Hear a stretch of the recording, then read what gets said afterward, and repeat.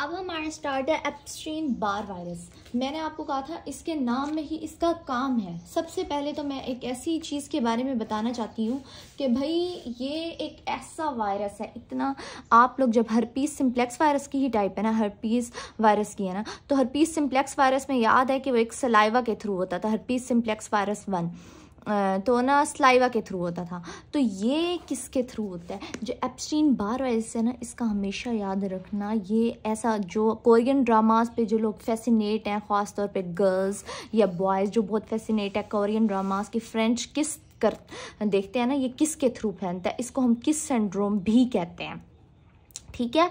और ये ऐसी ज़बान आपकी कर देगा, मैं आपको बताती हूँ, लेटरल साइड पे ना ऐसी वाइटिश बना देगा ना, उसकी जो ज़बान की साइड्स होती हैं, तो उसका भी नाम बताती हूँ किस सिंड्रोम कहते हैं। और इसकी ट्रांसमिशन किसके थ्रू होगी? थ्रू सलाइवा होगी, ठीक है।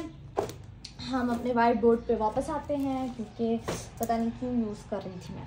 अच्छा, तो हम ये किसके थ्रू फैलता है? सलाइवा, और हम इसको किस सिंड्रोम भी कहते हैं, ठीक है। ट्रांसमिशन हो गई। अब मैंने कहा नाम में ही काम है, एप्स्टीन बार वायरस। बी से हमने एप्स्टीन बार वायरस वैसे हमने फर्स्ट ईयर में भी पढ़ के आए थे, MLT वाले स्टूडेंट जनरल पैथोलॉजी में।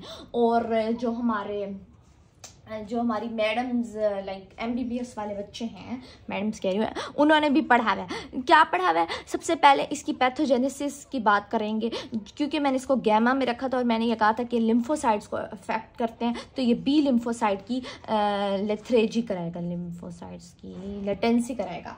क्या कराएगा? उनको भाई सुला देगा, ठीक है। अब भी हम इसकी पैथोजेनेसिस का बेसिक पॉइंट याद हो गया। अगर किसी ने आपसे पूछा, आपको इसका नाम भी याद हो गया, आप इसकी ट्रांसमिशन पे भी आ गए।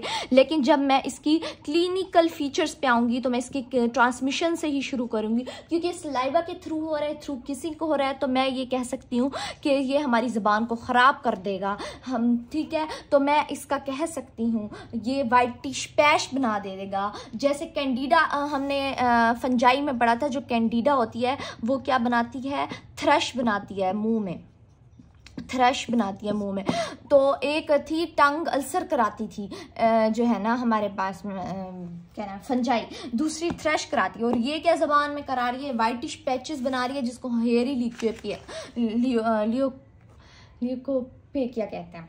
खैर, अब हम अपने दूसरे पॉइंट पे आते हैं कि हमेशा याद रखना एप्स्टीन बार वायरस क्या करता है? इन्फेक्शियस मोनोन्यूक्लियोसिस कराता है, इन्फेक्शियस मोनोन्यूक्लियोसिस कराता है। इन्फेक्शियस मोनोन्यूक्लियोसिस क्या है? बेसिकली ये लिथर्जी कराता है। बेसिकली ये हमारे उसमें क्या कराएगा भाई, जो हमारा ये है और 2-3 चीज़ें कराता है, लाइक लीवर की इन्फ्लेमेशन करा दिया, बंदा थक्का थक्का लगना शुरू हो गया, लाइक ये कराता है।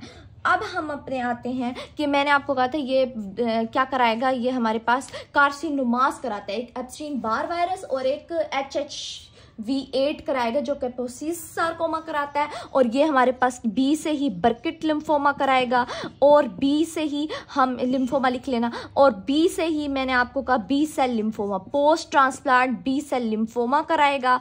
और बी सेल लिम्फोमा से आप याद करो, हीमाटोलॉजी में हमने पढ़ा था हॉजकिन लिम्फोमा कराएगा, ये हॉजकिन लिम्फोमा। और क्योंकि ये मुंह के जरिए ट्रांसमिट हो रहा है, एक तो नाम से याद करिए, बी से B Burkitt lymphoma, B cell lymphoma, number 1।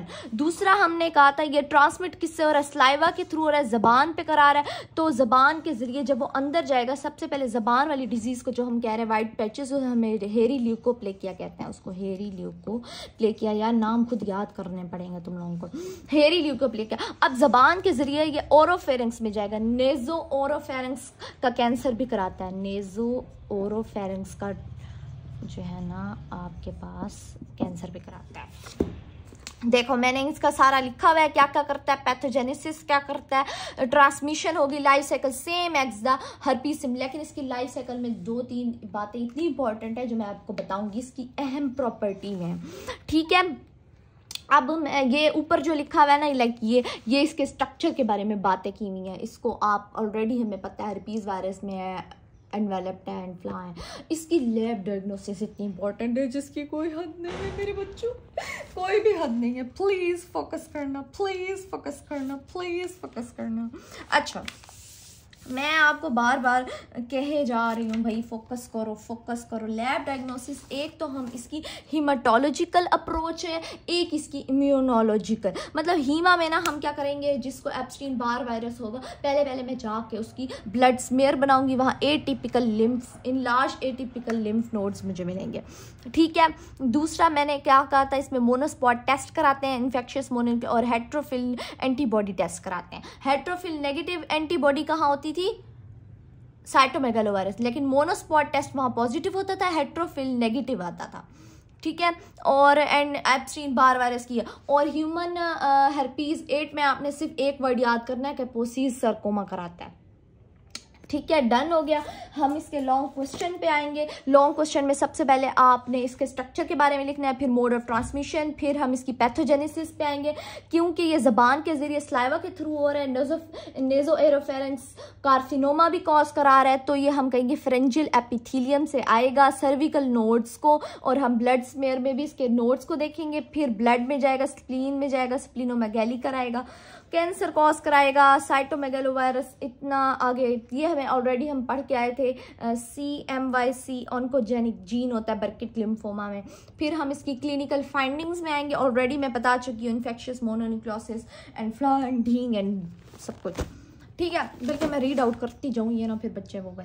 Infectious mononucleosis नेज़ोफेरेंजियल carcinoma कराएगा, बर्किट लिम्फोमा कराएगा, हॉजकिन लिम्फोमा कराएगा, पोस्ट ट्रांसप्लांट लिम्फोप्रोलिफरेटिव कराएगा, हॉजकिन लिम्फोमा कराएगा, हेरी सेल ल्यूकोप्लेकिया कराएगा, मतलब वाइटिश। अच्छा, अब हम आ जाते हैं इसकी लैब डायग्नोसिस में। लैब डायग्नोसिस में दो अप्रोचेज है, हीमाटोलॉजिकल जो कि very important according to MCQs, और इम्यूनोलॉजिकल। हेट्रोफिल एंटीबॉडी टेस्ट कराएंगे और मोनोस्पॉट टेस्ट कराएंगे। इसमें क्या मिलेंगे, एटिपिकल लिम्फ मिलेंगे, और फ्लोरेसेंट एंटीबॉडी भी करा सकते हैं जिसमें हम डिटेक्ट करेंगे एनफ्लाइन, ये आप खुद ही देख सकते हो। अगला हमारा टॉपिक होगा पॉक्स वायरस से रिलेटेड। अच्छा, बल्कि मैंने दो सबसे इंपॉर्टेंट चीज़ें तो भूल गई जो मैंने अपने ना इन नोट्स के ना इस पेज पे खुद से लिखी हुई है, जो कि बुक की लाइंस है यार, मैं कुछ एक्स्ट्रा नहीं बता रही और सारा पेपर पॉइंट ऑफ व्यू से इंपॉर्टेंट बता रही हूँ, तो कुछ भी चीज़ मिस नहीं करनी। लॉन्ग क्वेश्चन आप लिख सकते हो, मेरे बच्चे इसमें से MCQs भी कर सकते हैं। सबसे पहली बात, आपने इसमें 5 वर्ड्स याद करने हैं। जैसे आपने हर्पीज वायरस में मैंने आपको कहा था 2 रिसेप्टर्स का नाम, क्या नाम था, सेकंड रिसेप्टर नेक्टिन था, पहला हेपारिन सल्फेट था, एक प्रोटीन थी VP16 थी, उसके बाद एक हमारे पास एंजाइम था, ठीक है। अब मेरा व्हाइट बोर्ड मार्कर मैं ढूंढ रही थी कब से। अब इसमें हमने 5 वर्ड्स याद करने हैं। सबसे एप्स्टीन बार वायरस है, उसके नाम में ही से ही मैंने उसके 2 वर्ड्स निकालने हैं, एंटीजेंस के नेम, मतलब इसके पास, इस वायरस के पास कितने एंटीजेंस होंगे हमने ये याद करना है बेसिकली, ठीक है। तो मैंने इसके नाम से निकाला एप्स्टीन बार न्यूक्लियर एंटीजन। न्यूक्लियर एंटीजन, एक इसके न्यूक्लियस पे एंटीजन होता है, उसका नाम यह है। दूसरा, यार ये बहुत इंपॉर्टेंट है, लिटरली बहुत इंपॉर्टेंट है, मैं इतने इंपॉर्टेंट MCQs बताने वाली हूँ ना आपको, बहुत B से याद रखोगे, B leukocyte determine, B cell है ना, B cell leukocyte determined antigen.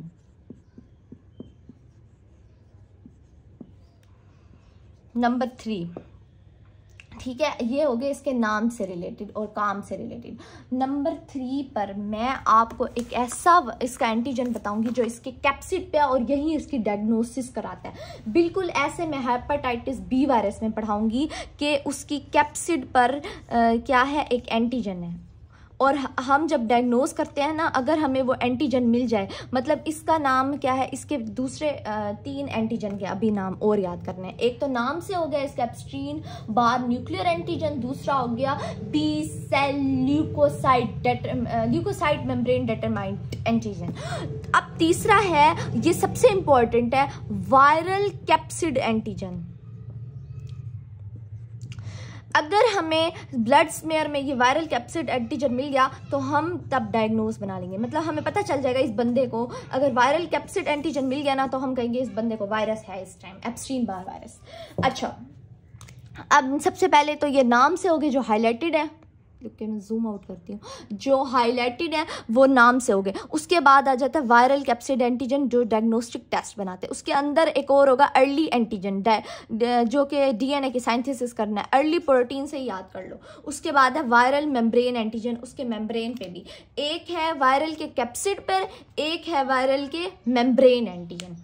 तो इन बात को याद रखना, इस 5 पॉइंट्स को। एप्स्टीन बार वायरस में मैंने आपको कैंडिडा का बताया था, वो थ्रश कराता है वाइट पैचेस, लेकिन ये हेरी ल्यूकोप्लेक क्या कराता है, ये देखो ये रेड से जितना लिखा हुआ है ना, आप इसको स्क्रीनशॉट ले सकते हो as a paper point of view मेरे बच्चों, बहुत इंपॉर्टेंट है, ठीक है। ये आप स्क्रीनशॉट लेना चाहो ले सकते हो, मैंने सिर्फ आपको दिखाना था।